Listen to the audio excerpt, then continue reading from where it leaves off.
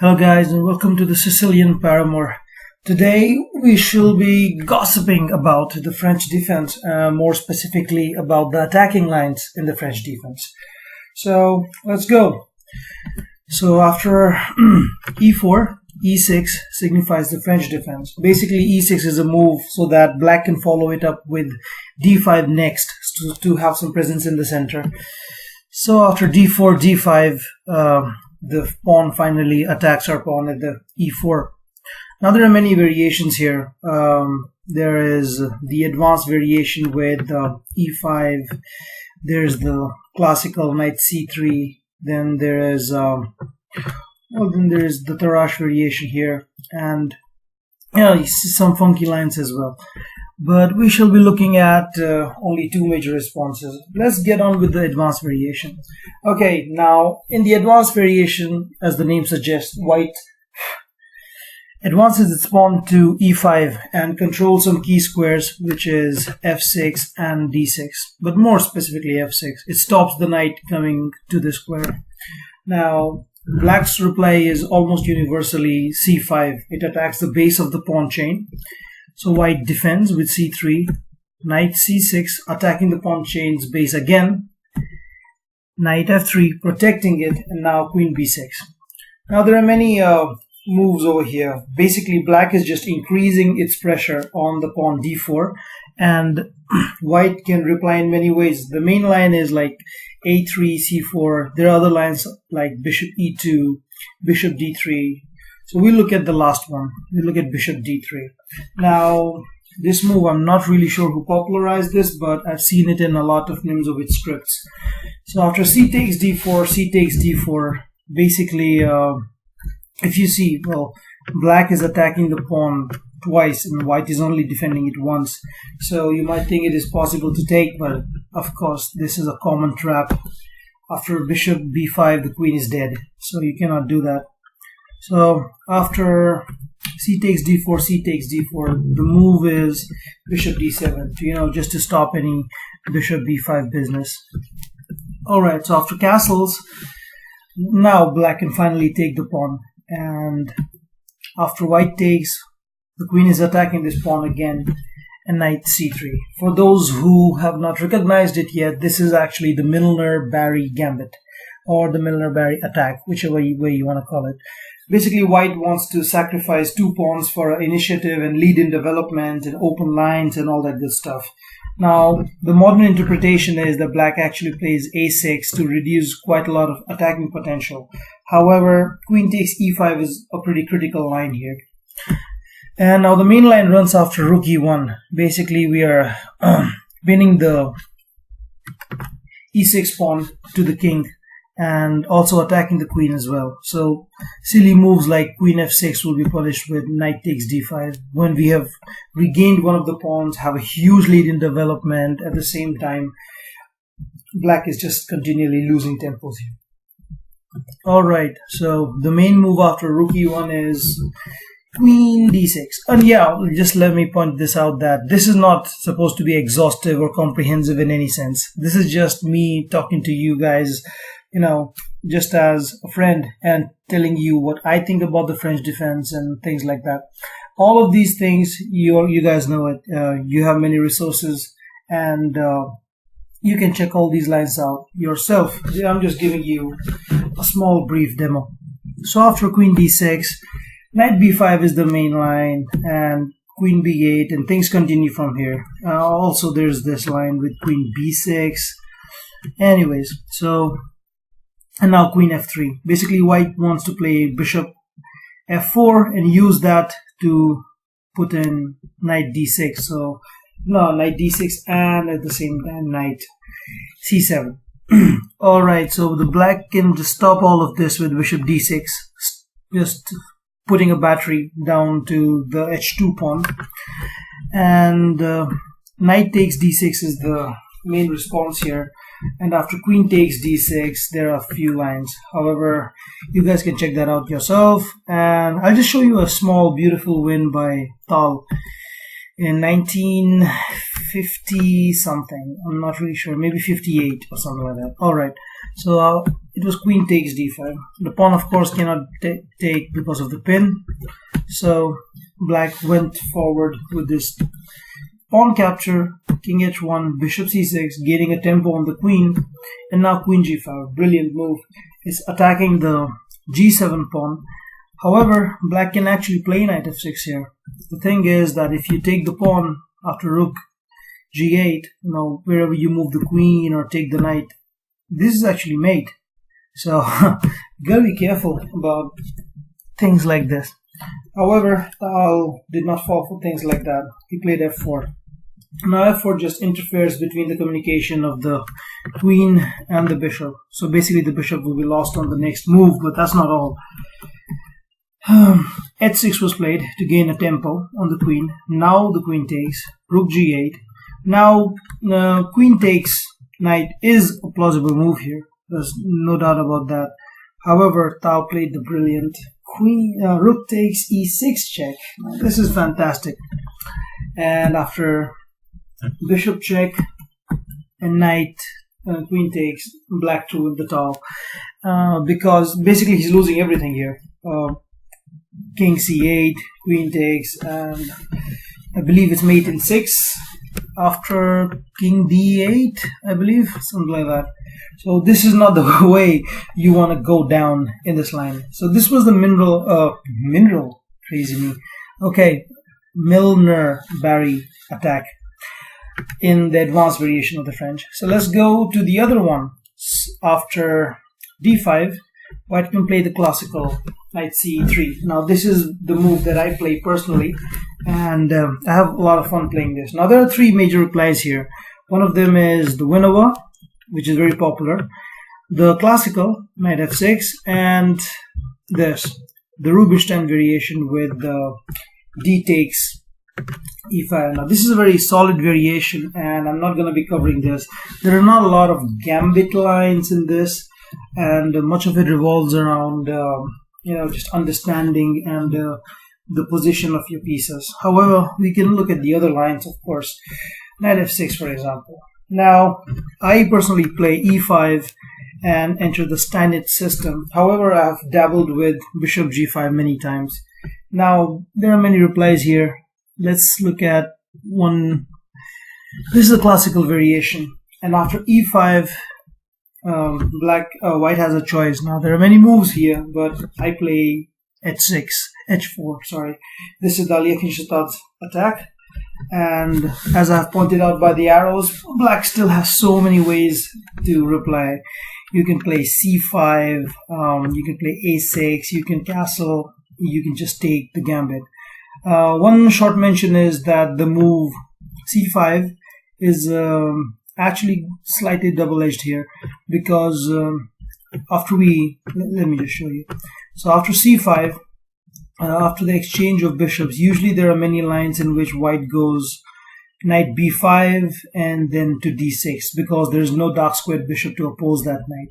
However, of course, black is not busted at all, and there are many things. However, the critical reply is, of course, bishop takes, pawn takes, and queen takes. You just accepted the gambit. White is just a pawn down, and you want white to show what the compensation is. Now, there are many lines here. I personally play queen d3. But knight h3 is a good line. After queen, knight f4, this is the main line. Knight c6. Now, I'll tell you one reason why black played knight c6 instead of first c5. Now, the reason that being is the earlier, as I mentioned, that white can actually play knight b5 to d6. Now, of course, this maneuver can be stopped if you play a6, but then that's a topic for theory, not for this lecture.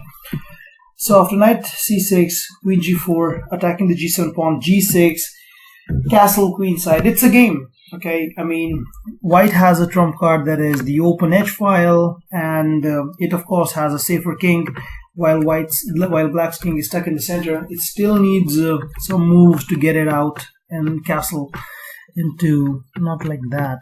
Yeah, castle like that into safety. However, white is just not going to sit there calmly to let that happen. Alright, let's go back. However, I play queen d3. It's attacking the pawn. It forces black to make a move. h6, h5 are all possible.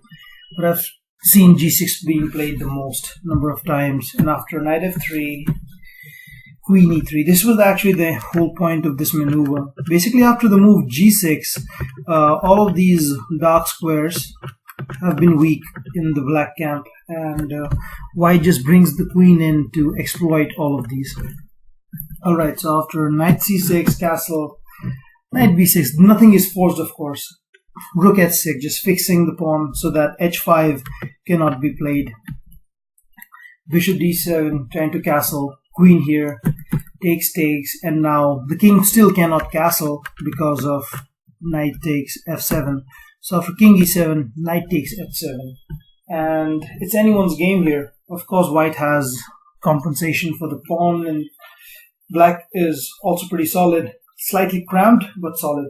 And that's the life in the Alekhine attack. Alright, let's go back and look at another variation. After bishop g5, instead of playing bishop e7, black has another variation. This is the Makuchian variation, which is pretty sharp, sharper than the classical with bishop e7. And I play e5 here. Of course, there's a very respectable alternative in e takes, after which queen takes and the line continues. But after e5, the knight is in a pin, so the only way to break this is h3, and after bishop e3, now this is one of the gambit lines here. Now comes this, the knight to e5, e4, attacking the white knight here. So queen g4 is the main move here. Now it's attacking the pawn, and don't even think about castling here because of bishop h6. Ouch. So you go ahead and play g6. Doesn't look all that good. It's to be very honest, it looks slightly superficial to me. But yeah, g6 is a respectable move here. After a3, bishop takes. Well, black has just won a pawn, but it's not just that. White will soon be able to open the file, F file, and dislodge the black king.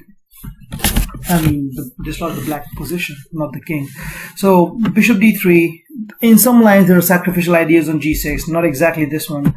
So knight c6. These are just the lines, some computer generated lines. These are the main lines. Nothing is forced, of course, but everything is logical.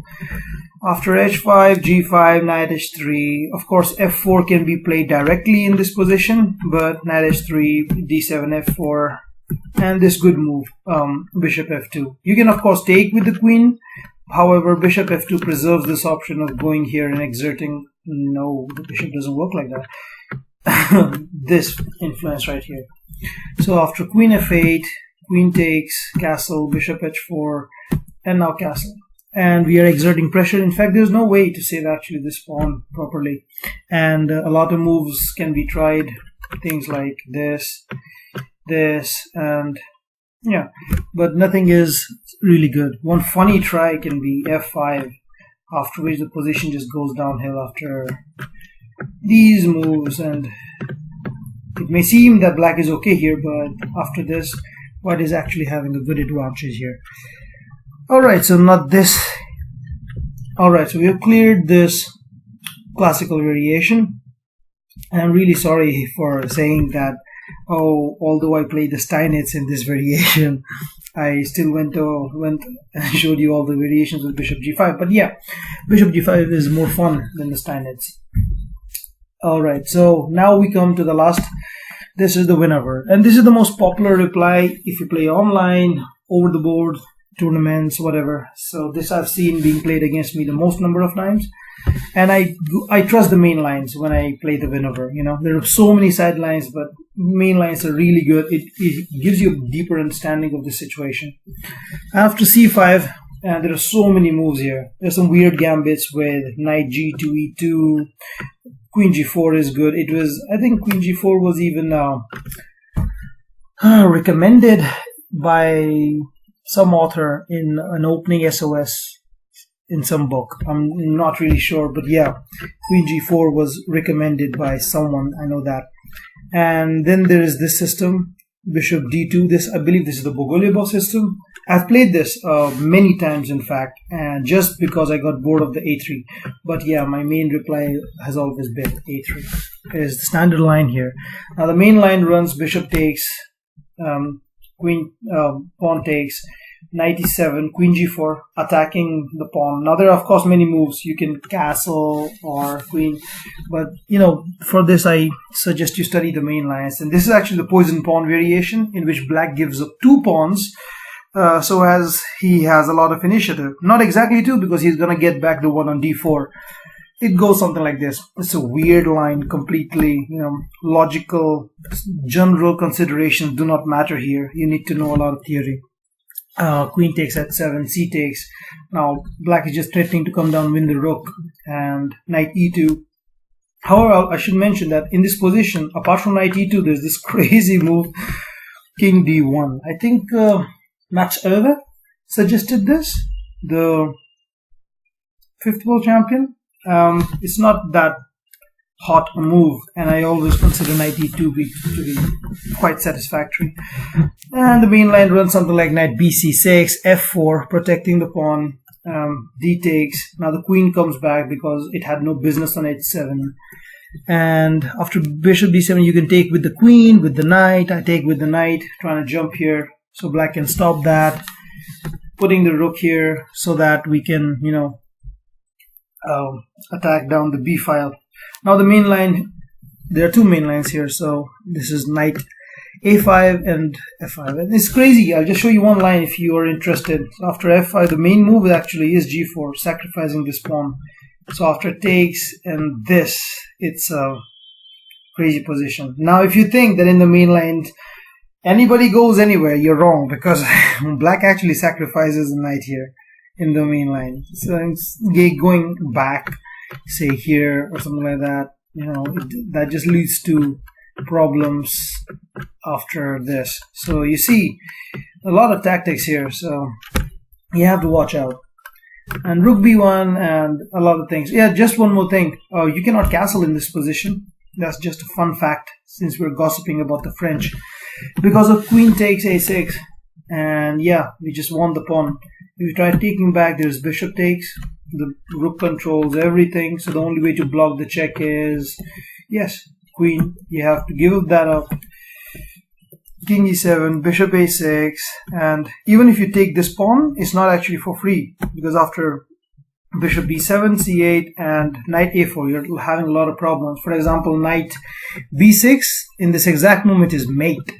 So things like, rook h8 will be tried. That's the computer suggestion, by the way. And this is the winner word. However, it's not all dull and dry. Black can deviate after a3 in a multitude of ways. It can either go back, not wanting to take, or you can first take here. I call this I don't call this anything. But yeah, okay. So let's deal with them a little bit. After bishop a5, b4 is the standard reply, and the main line here is c takes d4. This is the Armenian variation, and the main moves are knight b5 and queen g4. However, you can check them out yourself, as always, and I'm not going to cover them here. One reply is, however, after c takes b4, we have this fun move, knight b5. And now either black plays b3 check or b takes a3 check, it doesn't matter. Let's see b takes a3. After c3, we just block the check, and we have so many threats in the position. First of all, a bishop can take the pawn anytime he wants. The queen can come to either flank and do a lot of damage, and the knight is always threatening to jump here. Plus, you see this bishop can no longer control, these dark squares around the king anymore, So basically, any queen intrusion is quite fatal in these conditions. All right, let's see the other move. Yeah, okay, I'm not really sure whether you'll face this move very often or not, but I have faced this a lot, and I've had a rival in my college days where he used to play this just every time, and I lost the first 2 games with this, and I then studied it so much that I just didn't lose anything. Basically, after takes, the main thing here is not to take the pawn back, but just play knight f3, sacrificing the pawn. And after bishop takes b2, the compensation is adequate. And if I told you that what is the strongest, asset that white has, you may point out to a lot of things before saying that actually the strongest asset for white in this position is the b4 pawn. I mean, no kidding. This pawn is actually the strongest. I mean, right now it's controlling 2 key squares, and as soon as it pushes forward, it actually controls 2 other squares. So basically any knight move is actually met with a tempo by just moving the pawn. So after knight e7, however, the main move here is bishop d3, and I'm not going to go very deep into this. I'm just going to show you a few sample lines. For example, castling right now would be a big mistake because, okay, welcome Achilles. So this is the Greek gift, and it works best in this. The reason is that after knight g5, basically every single white piece is into the attack. The knight is into the attack, obviously, and the bishop very soon joins the attack. Now the queen can of course join the attack here. The h-pawn can come forward and again attack, while the rook is of course ready to jump in and scroll here. And even this rook, after the h-pawn comes here, and basically even this rook can have a weird rook lift like this. So many arrows. Okay, so black is in deep trouble here. However, knight g6 is the move, and h4. And I'll just conclude by saying that this is a good system if you want to try this out, and it is filled with subtleties. I actually exhaustively, no, I'm not sure I can say exhaustively about anything in chess, but pretty deeply studied this system. Say a sample line like knight f4, attacking the bishop and this, so you just force the bishop to go back. But, this is a small subtlety, a Zwischenzug here. Bishop b5 check first, and after bishop d7, then you go back to f1. Now, the reason why this check was thrown in rather than the bishop coming back to f1 directly is that the best place for the bishop in this system is actually on b7. So after, black plays b6, the bishop scrolls here, and that's actually the bishop's best place, because along this diagonal it will not be able to develop anywhere without stopping the development of this knight as well. So alright, and after the pawn moves forward, the bishop will be having a hard time doing nothing but just looking at this pawn. And yeah, we are threatening g3 in the next move, kicking the knight back, and then after the knight goes back, h6. So it's a pretty promising position. That will be all, and it was a long video. Hope you stayed through till the end, and if you liked it, give it a thumbs up, and I will gossip more about whatever you say me to. Sorry, it has been a while since I've posted anything online because I have been having my final exams. Alright, none of you want to know that. Okay, until next time, bye-bye.